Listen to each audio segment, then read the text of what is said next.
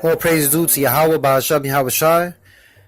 Getting back into the study, the edification of the true origin of the word Janus, which is January, and the worship of January 1st as the beginning of the new year. The Two Babylons by Alexander Hislop. We're going to go into page 26, where it reads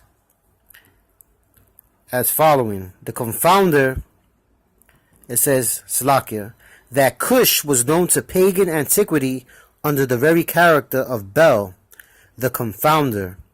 A statement of Ovid, which was a historian, very clearly proves. The statement to which I refer is that in which Janus, the god of gods, from whom all the other gods had their origin, is made to say of himself, the ancients called me chaos. So the word Janus, or the name Janus, is where we get the word January. And the worship of this god was connected with chaos, which leaves no doubt as to why on January 1st at 12 midnight across the world, there is a vibration of chaos throughout the cities, the capitals of the world, and throughout the countries. It says the ancients called me chaos, talking about Janus, where January comes from. So the beginning of the year starts off with a bang, with chaos. Now first, this decisively shows that chaos was known not merely as a state of confusion, but as the god of confusion. So January 1st, Janus is in honor of the god of confusion. And you can even link that up with the fact that people are confused as to what is the origin or the beginning of the year, being in the springtime. People are honoring the god of confusion on January 1st at 12 midnight. So reading down, it says this is connected with Nimrod. Nimrod is the origin of many of these gods.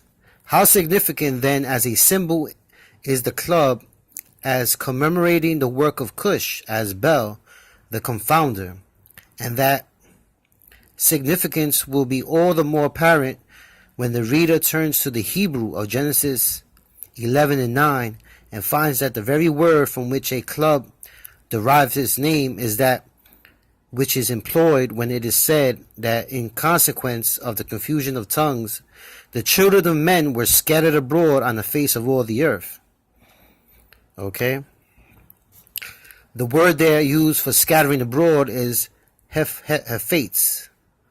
Okay, so the overall message here is that January 1st is connecting with Janus, which was a Roman god, but traces its origin back to Nimrod, the Babylonian king. This is from the book The Two Babylons by Alexander Hislop. So there's nothing new under the sun. There's nothing new under the sun. As the Bible says, January 1st is a day of chaos and confusion. It goes back to ancient idols such as Janus and to ancient pagan heathen kings such as Nimrod. A continuation of false holidays, of false customs that are contrary to the Bible and the laws of God, and contrary to the holidays, the true high holy days set up by the God of the Bible, whose true name is Yahweh, and his son's name is Yahweh Shai. We must return back to their